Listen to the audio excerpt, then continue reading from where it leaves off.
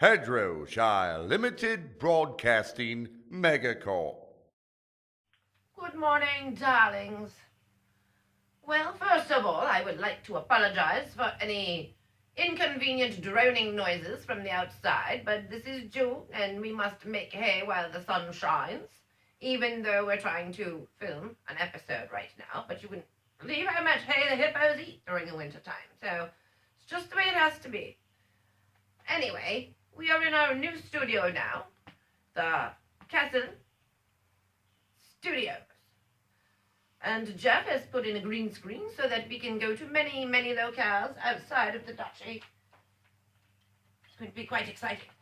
You know, I think that for many years I may have been... My goodness, is that a raccoon? No, it's just a cat. Though for a minute I panicked. But no, we're fine. It's just a kitty. She's trashing the studio right now, but I'm sure Jeff is on top of it.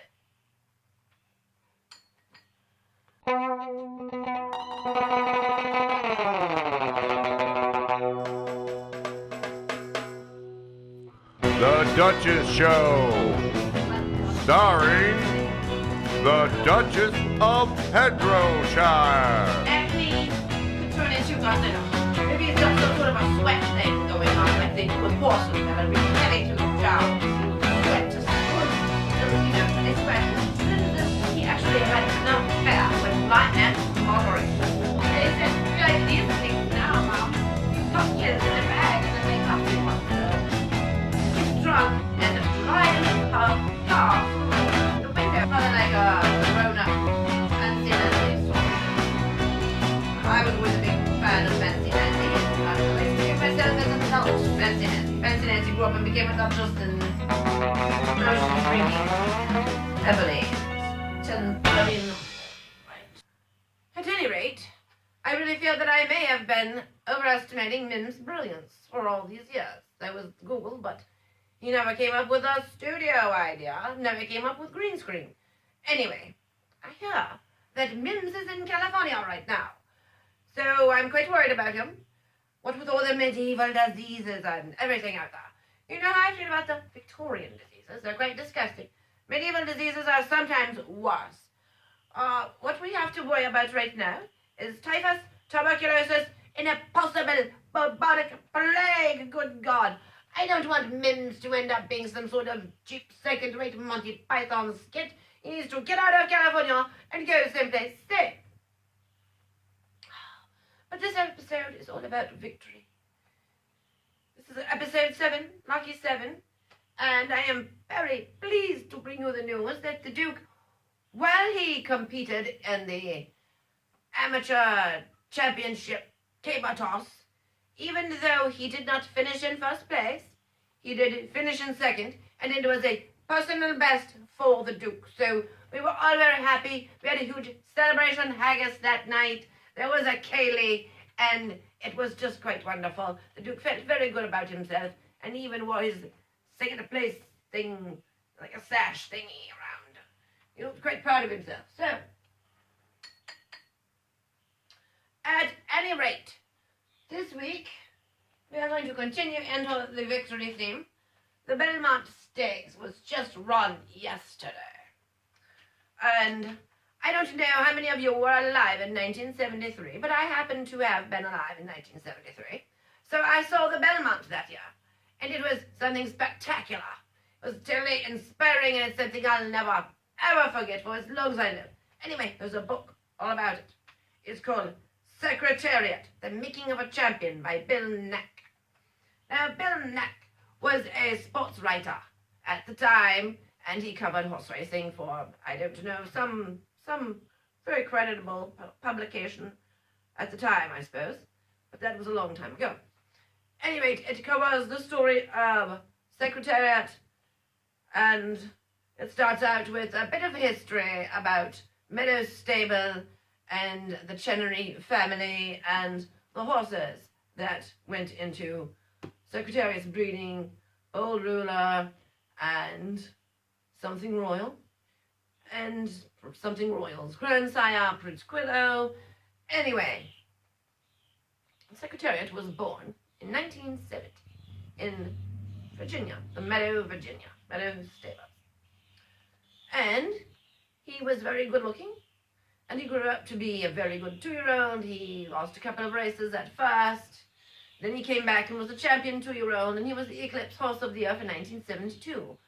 Then in 1973, he went on to win the Kentucky Derby, the Preakness, and then in the Belmont. It was amazing.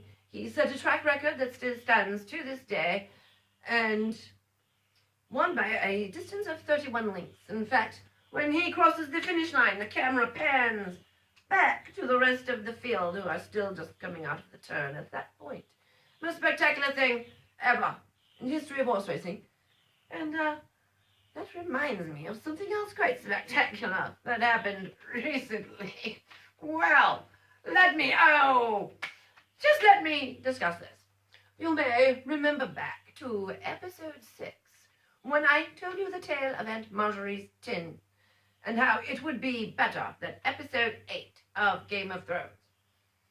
Well, I'm quite happy to say that as of my last check on the channel, there were zero thumbs down for episode 6.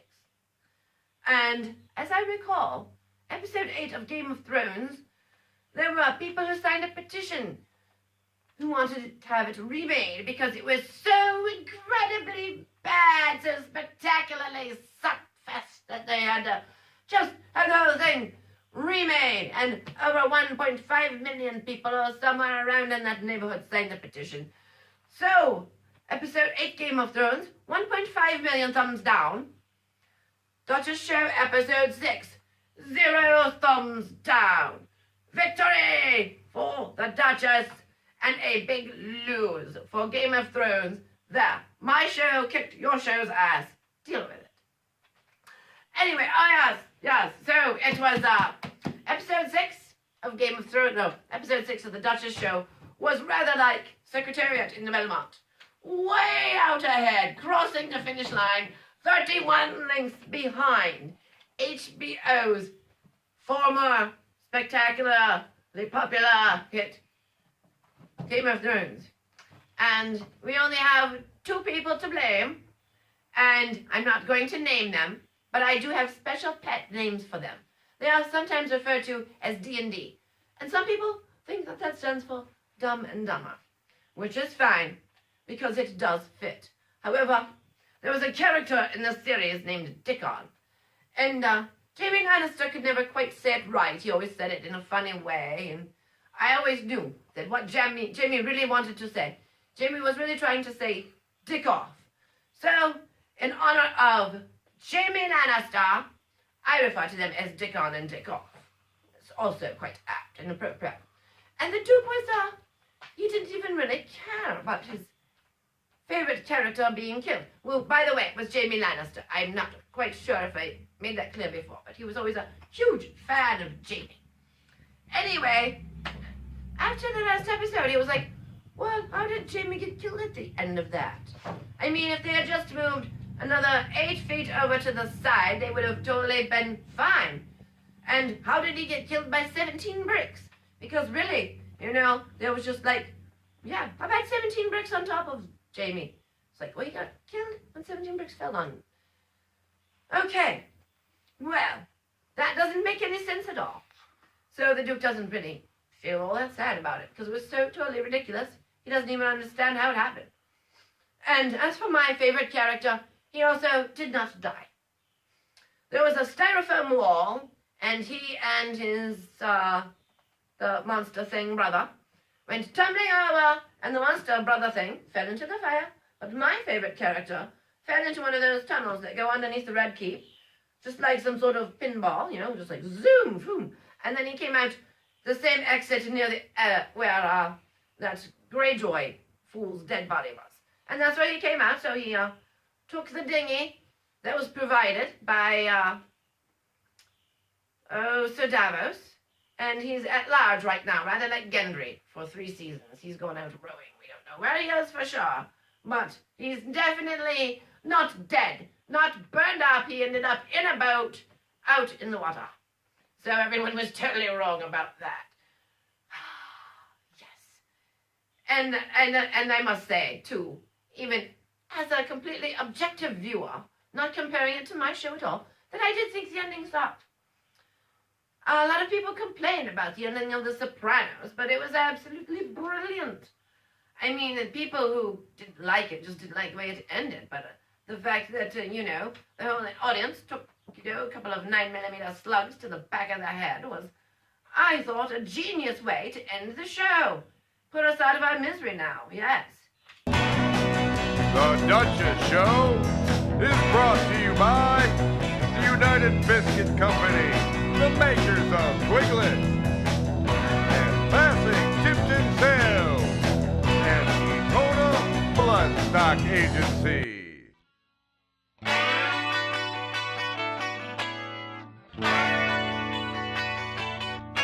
Like that. Oh, and by the way, I must say to HBO that even though episode 6 of season 8 Game of Thrones was a total festival of stupidity, the Deadwood movie was so nice. It was so wonderful to see everyone come back with their hair all gray and still cursing like they used to. And Swidgen, hang tie. This is for you. Got to love Alsvarant. Anyway, so, yes, I was reviewing a book about victory, greatest victories of all time, Secretariat's win at the 1973 Belmont. That's included in this book, and there are pictures of it, and there's a whole description, and it goes on to tell about his career. He raced again as a 4-year-old, which many people are not aware of, but he had an excellent career again the next year, and went on to have a career at stud, which wasn't quite what people wanted it to be. They wanted him to have a repeat of his own sire's career. His own sire was a producer of many, many champion colts on the track, Secretariat being the greatest one of them. Secretariat's sons, well, they were decent racehorses, but they did not compare anywhere to what their own sire did. His daughters were the best of his racehorses, Terningra, Lady's Secret, a couple others. At any rate, it all came out in the 3rd generation. The daughters of Secretariat were some of the best producing stakes horse dams in the 20th century, and he still is at the top of the ranks as one of the greatest producers of brood mares. And it goes on to tell about his retirement, well, not retirement from racing.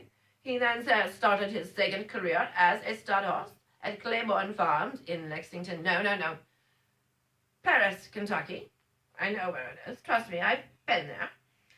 And goes all the way on to follow him to the end of his life in 1989 when he was humanely destroyed due to a chronic case of lemonitis, which was a sad day for all of us, but he had a good long life.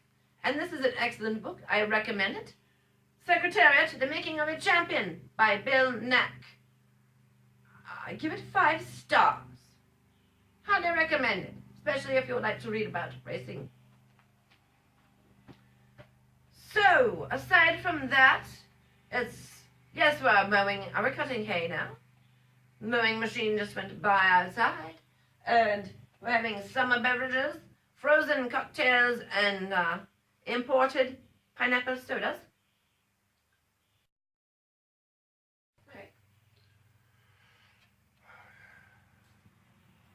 Intro. Take 5. Good morning, darlings. Well, first of all, I would like to apologize for any inconvenient droning noises from the outside, but this is due, and I've added just a touch of rum. Because it's Sunday morning and we don't want to go full cocktail, shots of tequila until well after brunch. At least that's the way we always do it around the castle.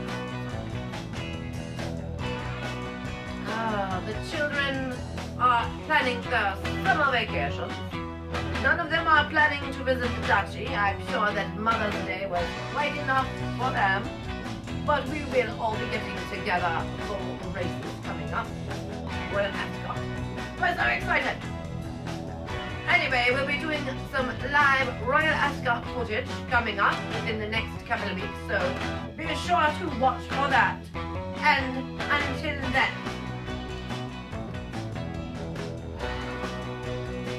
this is the hair I roll out of bed. Think. So, you think I look rather unkempt? There you go. This has been a Hedroshire Limited Broadcasting Megacorp production.